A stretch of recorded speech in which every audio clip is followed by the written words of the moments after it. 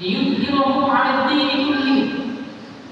أشهد أن لا إله إلا الله وحده لا شريك له، وأشهد أن محمدا عبده ورسوله. اللهم صل على سيدنا محمد وعلى آله وأصحابه ومن تبعهم بإحسان إلى يوم الدين. أما بعد، فيا عباد الله، أوصي نفسي وإياكم بتقوى الله، فقد فاز المتقون، فلا تموتن إلا وأنتم مسلمون.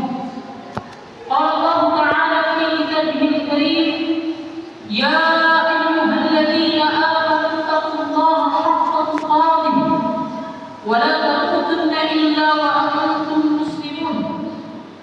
وقال في آية أخرى: إنني أنا الله لا إله إلا أنا فاعبدني وأقم الصلاة لذكري. صدق الله العظيم.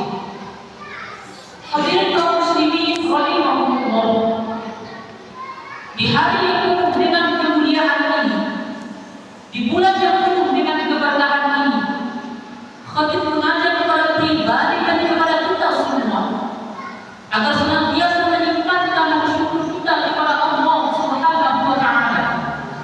Syukur atas segala rahmat dan nikmat yang telah Allah curahkan kepada kita semua, sehingga dengan rahmat dan nikmat itu kita bisa melangkahkan kaki kita untuk menaikkan salah satu kewajiban kita, yaitu menaikkan sholat Jumat secara berjamaah.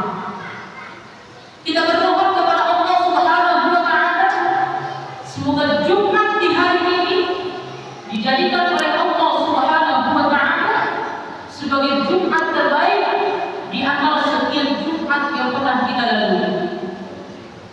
Salawat serta salam kita curahkan kepada Rasul Mustafa Muhammad sallallahu alaihi wasallam, sosok pribadi manusia yang sangat istimewa di sisi Allah Subhanahu wa Ta'ala.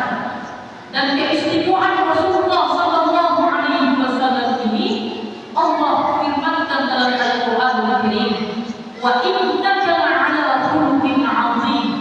Dan sesungguhnya engkau wahai Nabi Muhammad sallallahu alaihi wasallam benar-benar berbudi pekerti yang sangat agung. Jadi kalau kita ingin melihat manusia yang paling berakhlak, maka Rasulullah sallallahu alaihi wasallam adalah contoh teladan yang baik untuk kita ikuti dalam kehidupan ini. Dan yang hanya itu yang kaum muslimin, bahwa Rasulullah sallallahu alaihi wasallam ini adalah satu-satunya manusia yang mendapatkan izin dari Allah Subhanahu wa Ta'ala untuk memberikan syafaat pertolongan bagi orang-orang yang beriman kepada Allah. Karena itu kita berdoa kepada Allah, semoga kita semua termasuk hamba-hamba Allah yang akan mendapatkan syafaat dari baginda Nabi sallallahu alaihi wasallam.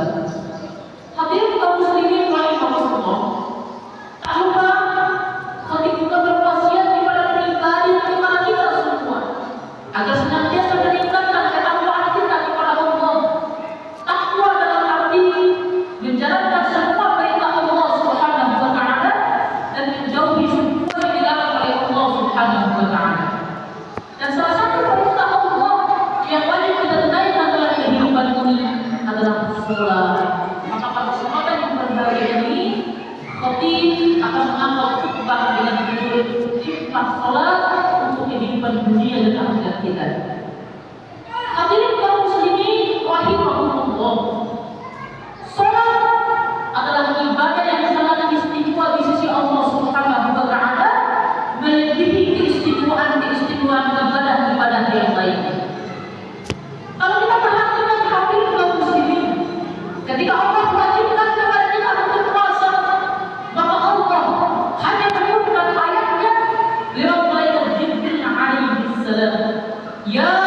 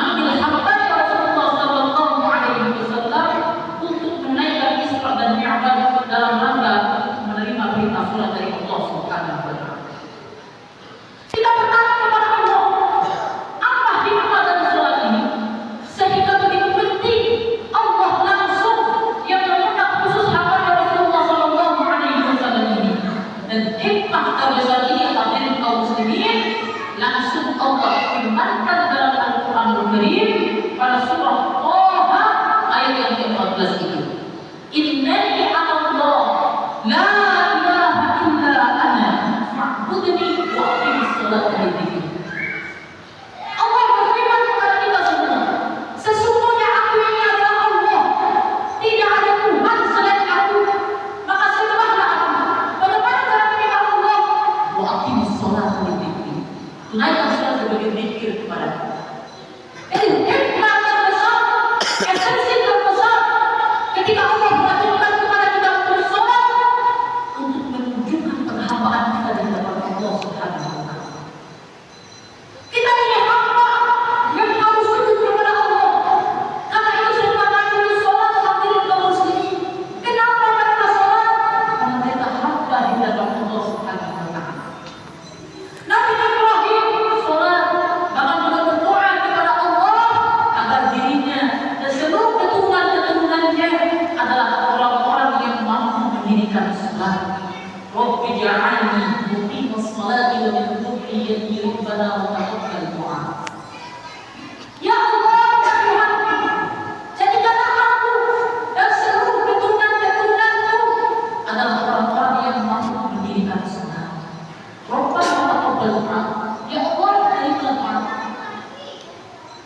Nabi Zakaria alaihi salam sholat di hadapan Allah.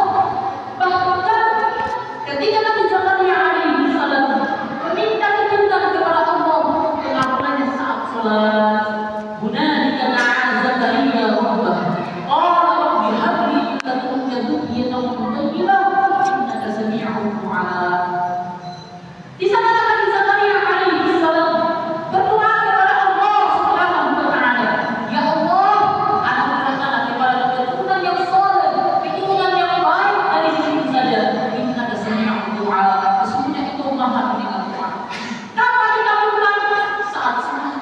Fanadatul malaikatu wa huwa qa'imun yusalli fil mihrab anna Allaha yubashshiruka bi Yahya musaddiqan bi kalimatin min Allah wa sayyidan wa hasuran nabiyyan min as-salihin.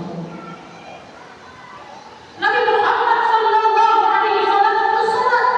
Bahkan dalam satu riwayat, Nabi sallallahu alaihi wasallam menaikkan sholat tahajud sampai bengkak hatinya. Inilah Nabi sallallahu alaihi wasallam. Jadi kalau Nabi saja, Rasul saja sholat akan menjadi hamba yang saleh di hadapan Allah, maka kita sebagai hamba yang belum tentu masuk surga, maka kita mesti sholat di hadapan Allah agar kita diketahui oleh Allah, agar kita dianggap oleh Allah sebagai hamba. Hadirin kaum muslimin rahimahumullah. Karena itu orang-orang yang tidak sholat di hadapan Allah, maka Allah akan melaknatnya seperti Allah melaknat iblis. Dan uniknya hadirin kaum muslimin, iblis itu ia mau sujud kepada Allah, tapi tidak mau sujud kepada Nabi Adam ketika Allah perintahkan. Tapi kalau manusia, ketika ia tidak sholat di hadapan Allah, maka sesungguhnya dia tidak mau sujud kepada Allah yang menciptakan seluruh jagat planet. Dan tidak hanya itu hadirin, orang-orang yang tidak mau sujud kepada Allah, yang tidak mau sholat di hadapan Allah, maka ancaman dari Nabi sallallahu alaihi wasallam dalam hadisnya, al-'ahdu bainana wa bainahum as-shalah faman tarakaha faqad kafar. Yang membedakan antara kita kaum muslimin dengan orang-orang kafir adalah salat. Faman tarakaha faqad kafar. Maka barang siapa yang meninggalkan salat dengan sengaja, faqad kafar, maka ia telah kafir. Diancam kafir hadirin kaum muslimin.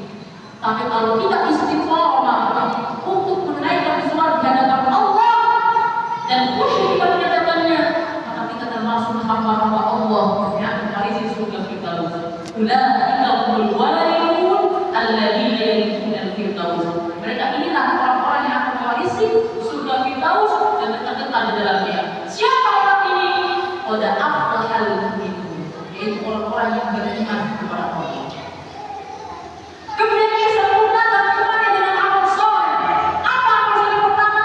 Alladzina hum fi sholatihim khashi'un, yaitu orang-orang yang khusyuk dalam sholatnya. Karena itu hadirin kaum muslimin, di momen yang terbaik ini, khatib mengajak kepada penyebaran kepada kita